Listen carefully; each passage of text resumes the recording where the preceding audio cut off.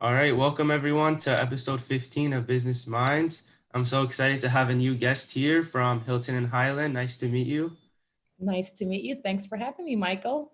Thank you so much. So I'm really excited to learn more about you and your story and everything you do now. So I'm just really curious to know where you grew up, your origins.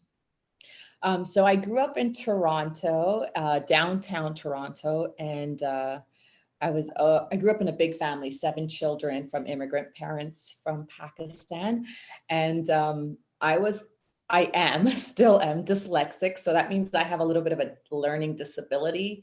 Um, so I always used communication, like listening and talking to people, to sort of progress in life. I was never really a person that could read and comprehend. I'd have to visually see, apply, ask, and that's how I kind of grew. Yeah, I can actually really relate to that because I also come from a very big family.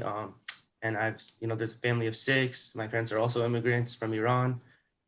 So that I can definitely relate with that. And also with, your learning disability, for me, when I was little, like I always needed to have like something visual in order to understand what I'm even doing. So You too, huh? yeah, for sure. Like it needed to be visual. So I've slowly tried to improve it, but yeah, for sure. I can relate to both of those. So that's really cool. So what do your parents do? Like did what they do inspire you, or you're doing something totally different from their path? I think I'm doing something totally different from their path. My dad was in research and development with Abbott's Laboratory. My mom, at the beginning, was a housewife, but when they moved to Toronto, she went into the working field and she became a seamstress.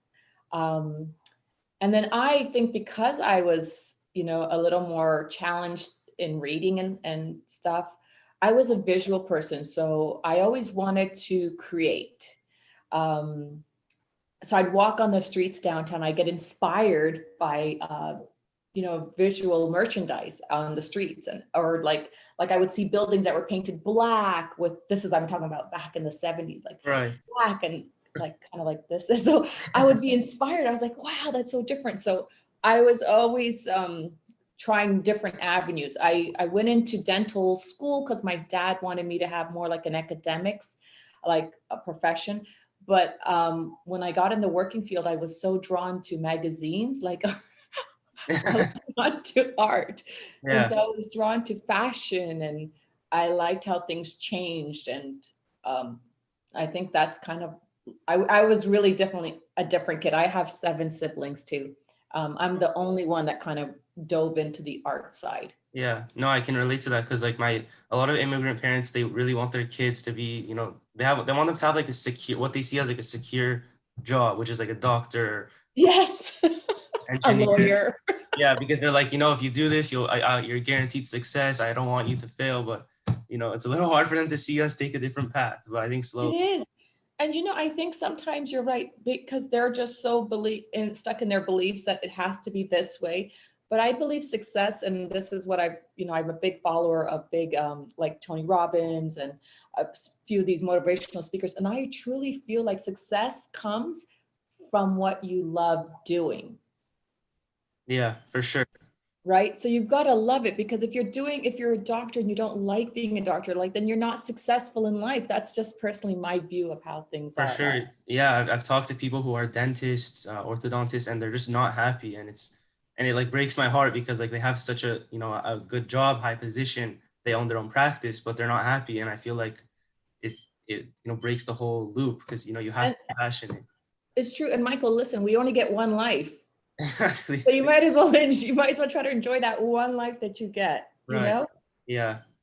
Okay, so you were in Toronto, and then how old were you when you came to LA? So I was 26 when I came to LA, and how I came to LA, as I said, I went into the dental field to please my dad. Then I became a makeup artist because I realized I was so bored in dental looking at people's mouths.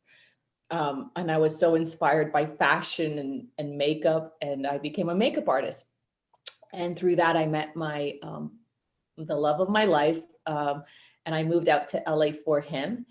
And when I came here, I was struggling with like immigration and working and so forth. And I would walk every day up in the Hollywood Hills, and I was so drawn to houses.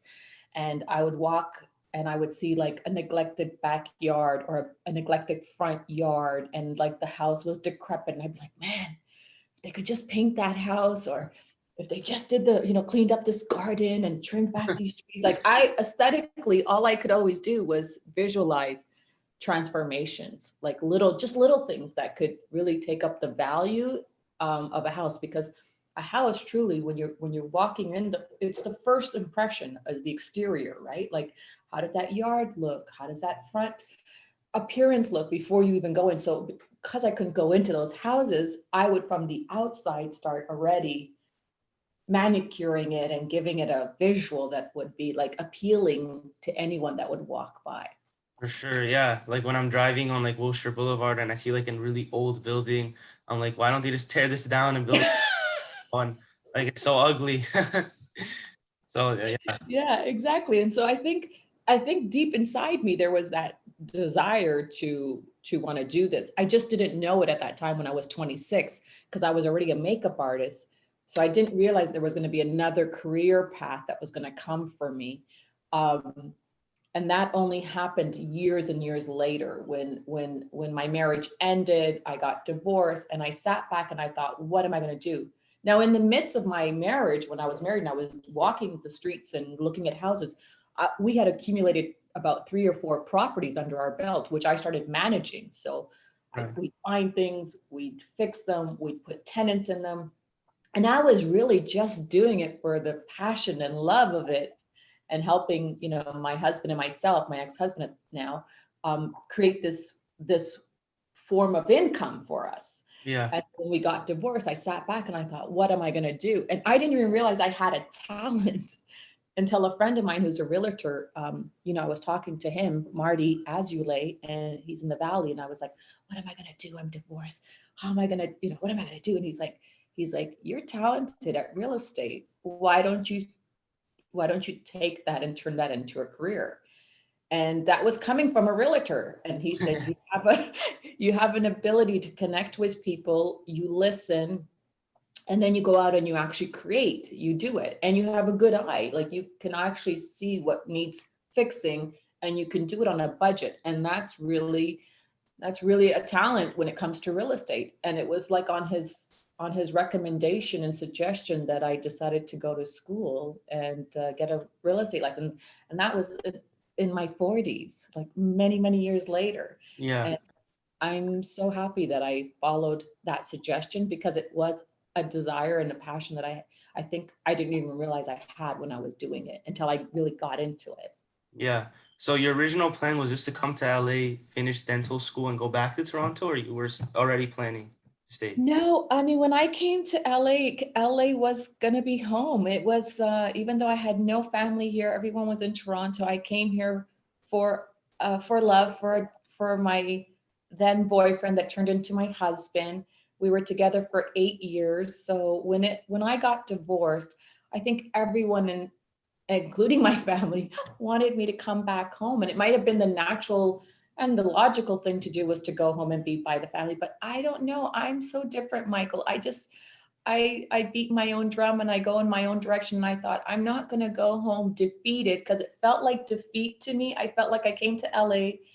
I had this dream to be an entrepreneur, whether it was going to be a makeup artist, whatever it was going to be. And just because I got divorced, I wasn't going to turn around and go home and go do what? Live with my parents at 35 years of age. I thought, no, I'm talented. I have drive. I have ambition. I'm going to take this defeat or this challenge that's in front of me, and I'm going to make something of it. And I did. That's amazing. Yeah. And also what you were saying about how the realtor from the Valley told you how you're very interested and you have a good eye for real estate. Because for me, I didn't even realize that like I belong in the business field until like a few years ago. And because I used to help my parents, like at their work, because my dad's a pharmacist. And so when I would go to his pharmacy, I would go and take all the gum and candy and drinks and be like, why aren't these selling? Like, let me go to the streets. I would go onto like the street and like try to sell it to people. and I didn't know why I was doing it. I just felt like I needed to do it. And I would bring back like revenue for him that he wouldn't have gotten. But then later my parents are like, you're always trying to like sell and fix things. Like, why don't you just want to like put your attention towards business? And I'm like, yeah, I'll consider it. And then slowly I started realizing that's where my passion is. So sometimes people need to tell us. Like sometimes we It's even so true. It's so true, Michael. It's a blessing that someone else can see the talents within us and shed that light onto us and say, you're talented at communication, at selling, at marketing, at business.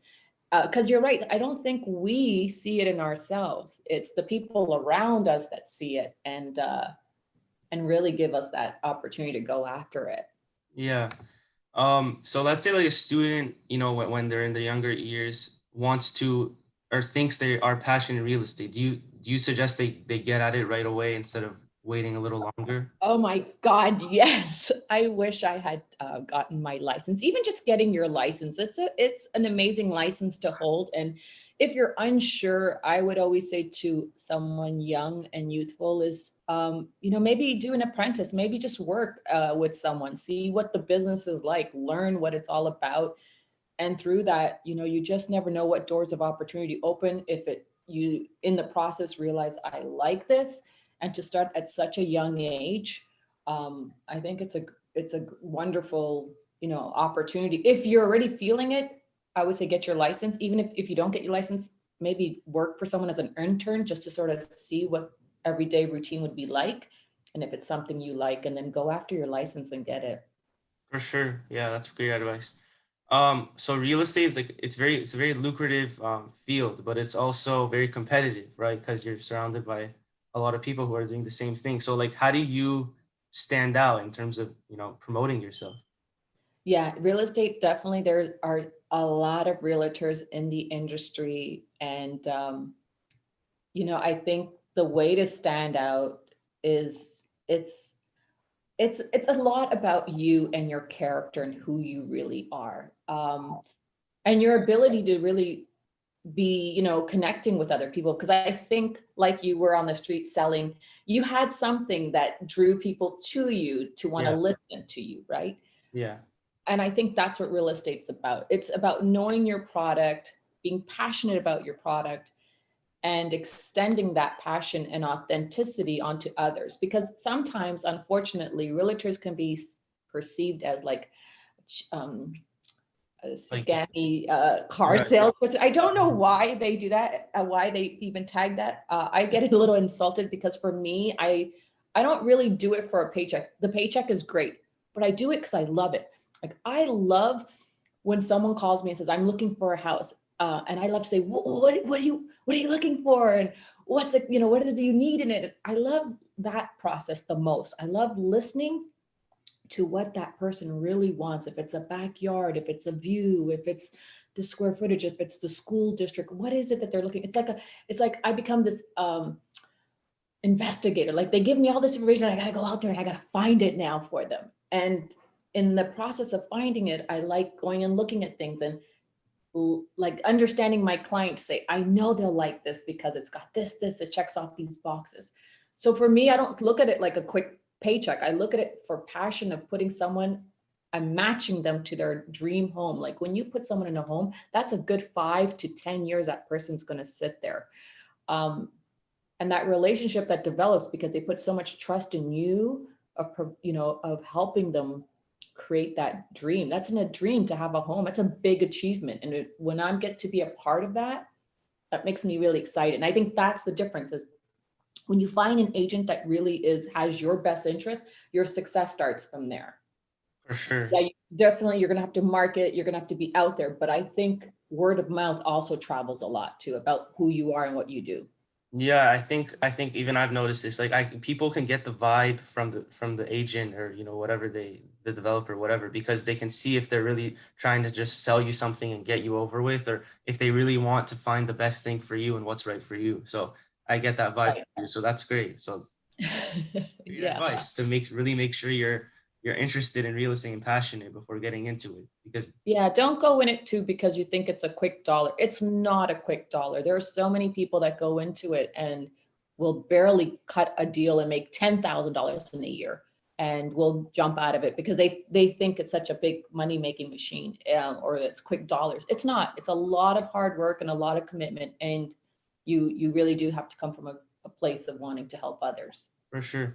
And then with the pandemic, has the market stayed the same, gone better, or worse? Wow. So the market is picked up. First of all, our interest rates are probably the lowest they've been in like 20 something years. So Wow. it's like free money right now out there at 2.75%. So it's a great time to buy. It's interesting, we're hearing that there's a lot of people within California leaving California, but then there's a lot of people that are coming into California, like from New York and San Francisco, places where there were like more vertical cities.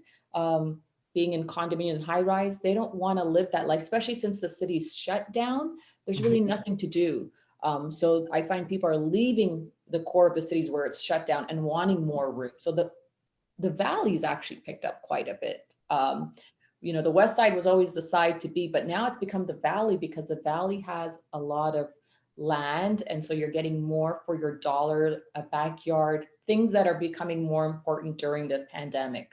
I mean, if we're locked down, we might as well be locked down in our home, but have space within our home, our yards and so forth. That's very true. I didn't realize that because I was thinking, I made a podcast about how so many Californians are leaving the state, but I didn't realize how a lot of people who are in these vertical high-rise cities want to come and have space. Yeah, But it makes sense. absolutely. It makes sense. And then like let's say like someone has like very minimal capital and they're just starting real estate, their first year. Do you see any areas in SoCal that are like the most profitable, but I don't know, or maybe just the most safe, and affordable, but The good thing about like just in the 20 years that I've been here, when I first came, LA was not a walkable city. I don't know if that makes sense, but Toronto, New York, Chicago, they had walkability, meaning there was scores of walkability. So you yeah, yeah, lived in a neighborhood, right? And you could yeah. get out and you could walk to like the coffee shop or whatever. And LA didn't really support that. You were in a car constantly. Now it's like LA starting to become that. So when you say like, what would be your investment? I would say, yeah, pick places like, again, the Valley right now is hot. You know, there's just great areas everywhere. Like I personally, that's again, a personal preference for me. Like I like walkability. I like to come out of my house and hit the streets and walk for a day. I don't want to be necessarily so high up on a hill like when I first came and have to get in a car just to go down to get a cup of coffee type of thing. Yeah. Um, First time investors, yeah, I would say, first of all, find out like where you want to be and then pay attention to what's happening around the radius, like the 5 mile radius around that. Like drive through the streets, look through, because there's pockets that might not be, it's affordable, but then you go down a pocket and you're like, oh, it's kind of a little shady and off. So you kind of want to stay away from that. So look around and see what's there. What kind of retail is there? What kind of, supply stores are there? That always sort of indicates, like, I remember one time reading an article saying, if you see a Home Depot close by, know that that area is going to expand very soon, because they tend to put Home Depots in areas that are going to expand, because homeowners are going to come in there and want to do renovations and they're going to need the supplies. So pay attention when you're looking, pay attention to the retail that's around there. It will sort of tell you it's an indication of what's going to be happening around that area. Wow, I never thought about that. That's clever. And then have you always been at Hilton and Highland, like since you started your career, So talk about manifestation. I don't know if you believe in any of that. I do. So when I got my license, it was at the peak of $1 million listings, Oh, the show. And a lot of the agents at that time were with Hilton and Highland. So Hilton and Highland came on my radar through $1 million listing. And I thought, wow, that's a pretty prominent agency. I'm gonna manifest. I'm gonna get there. So no, the first agency I was with my dear friend who said, hey, you're good as a realtor. You should get into it, Marty Azulay. And he was with Keller Williams. So I called Marty and said, Marty, I got my license and I really want to come and work with you. And he says, you live in Marina Del Rey at that time, and you want to come all the way to the Valley. Why? And I was like, because I want to learn from you, And he said, come on in. So I worked with Marty for a bit, and then an opportunity presented itself for me to make the move over to Hilton. I at that point was coming from Marina Del Rey to the Valley. I wanted a middle point. I knew I wanted to focus a little bit still on the west side, Mar Vista, Beverly Hills area. And then it was just timing. Timing just aligned for me. I got an opportunity to go into Hilton Hyland. They said yes, I made it happen. I've been Wow. there now, I think 6 years with them. Oh wow, okay. And you seems like you were really like determined to learn from that your specific friend, the Marty himself. Like you probably really, Yeah. I trusted Marty. We had a very good friendship, and he knew what I was capable of before I was even an agent. So to go under someone that already knew me and was teaching me the ropes, it was wonderful. yeah, for sure. And then to actually become like a agent at Hilton and Highland, what do you have to do? You know, like how do you get into their sphere? How do you get? Hilton and Highland is a very prominent agency, a brokerage, I should say. And to get in, usually Hilton Highland recruits themselves. They go out for top agents that are producing. And if they're not coming for you, you're going to be knocking on their door and you're going to be proving yourself with your sales. They are limited in the amount of agents that they will take on because it is only one brokerage in the nation, meaning, there's like for instance, like the Keller Williams and the Sotheby's, they're nationwide. They have offices in every state and there's an influx. But Hilton and Highland's different in that there's only one brokerage, and that's the one on North Cannon Drive. Yeah. And so we have one office in Beverly Hills. Oh, I think we probably have 147, 150 agents, which is unheard of because the other corporations have thousands of agents.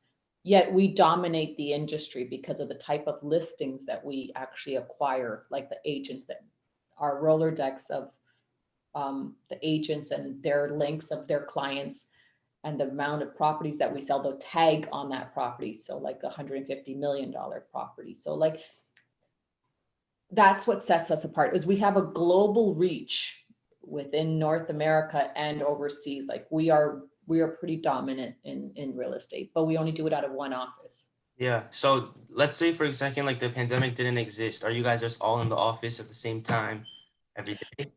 Not all of us come into the office. I would say probably maybe 60 of us are always there. There's the faces that are always there that have a desk, that have an office space that you'll always see. And there's some agents really don't want to come to the office. Even if it wasn't the pandemic, they just rather work out of home or off of locations and stuff. But the ones that are always there, we do have a really good relationship and bond. We really do become like a family because we're seeing each other all the time and we're exchanging like ideas or properties, a listing, a pocket or so forth that we might have. So it's a wonderful way to, and that's another advice I would give to any young agent is when you sign on, make an effort to go in the office because you're also building a rapport with other agents. They're seeing your face, you're seeing their face, you're asking them questions, they're telling you things.